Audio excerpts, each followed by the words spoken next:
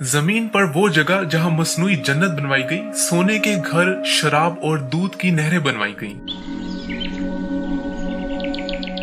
हम जानते हैं कि जन्नत ऐशो आराम की ऐसी जगह का नाम है जो ईमान वालों को उनके ईमान और अमल के सिले में अल्लाह ताला की तरफ से अता होगी। जहां अहले जन्नत हमेशा रहेंगे, वहां ना रोजी रोटी की कोई फिक्र होगी और ना कोई बीमारी होगी। यही नहीं, वहां तो मौत का नामो निशान तक ना होगा। वहां अल्लाह के नेक बंदों के लिए दूध और शहद की नहरें भी हैं और खिदमत के लिए हूरें भी हैं। लेकिन इस दुनिया में एक ऐसा जहन्नमी भी गुजरा है जो कुफर और शिर्क में पड़ा हुआ था और जमीन पर ही जन्नत बनाकर इसमें रहने के ख्वाब देखता था। इसने जमीन पर अपने लिए जन्नत बनवाई, लेकिन इसका इंजाम इंतहाई भयानक हुआ। चलिए आज इस बारे में जानते हैं।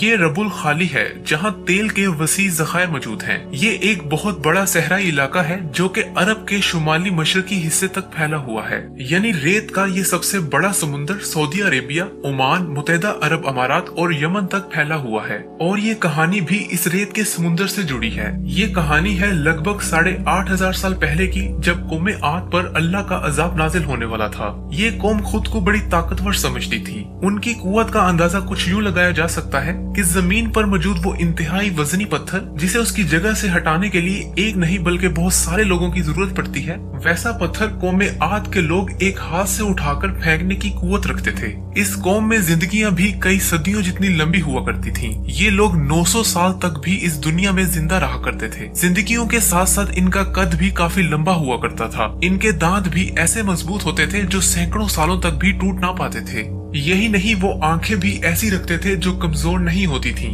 किसी बीमारी का इन्हें कोई खौफ नहीं हुआ करता था, क्योंकि वो बीमार भी नहीं होते थे और सैकड़ों सालों की जो जिंदगी गुजारा करते थे, इसमें भी वो सेहतमंद रहा करते थे। 800 से 900 साल के करीब पहुंचकर वो मर जाया करते थे, लेकिन वो बुत परस्त थे और शिर्क में डूबे हुए थे। इस कौम पर शद्दाद हुकूमत किया करता था जो कि कौमे आद का बादशाह था। हजरत हूद अलैहिस्सलाम ने इसे और इसकी कौम को अल्लाह ताला पर ईमान लाने की दावत दी, लेकिन इसने और इसकी कौम ने इनकार कर दिया। शद्दाद के पास अस्करी कुव्वत की कोई कमी ना थी।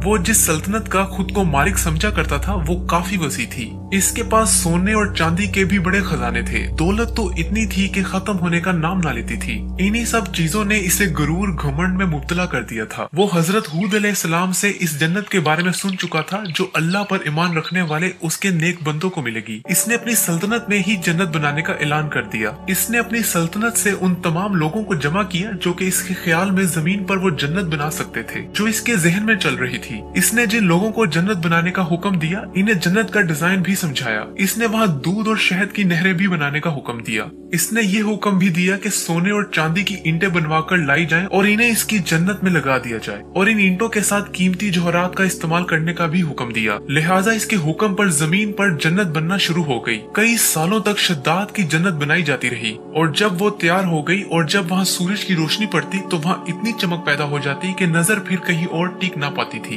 मसनूई जन्नत की ऊंची दीवारें सारा दिन सोने से चमकती रहती थीं। इन दीवारों से परे 1000 महल भी जगमगाते नजर आते थे। हर महल 1000 सतूनों पर मुश्तमिल था और हर सतून ऐसा था जिस पर चमकदार कीमती तरीन जवाहरात लगे होते थे। जमीन की इस जन्नत पर शद्दाद की ख्वाहिश के मुताबिक दूध और शहद की नहरें भी बना दी गई। अब बारी थी शद्दाद की इस जन्नत को देखने और वहाँ कदम रखने की। जब वो अपनी जन्नत के करीब पहुंचा और पहली बार अपनी जन्नत को देखने ही वाला था कि वहीं पर वो हलाक हो गया। बाद में इसकी कौम पर भी अल्लाह का अजाब नाजिल हो गया, जब 7 रातों 8 दिनों तक चलने वाली आंधियों ने इसकी कौम में से किसी को ना छोड़ा, सभी को मिटा दिया। वो जन्नत जो शद्दाद बनाकर चला गया था वो भी जमीन में दफन हो गई।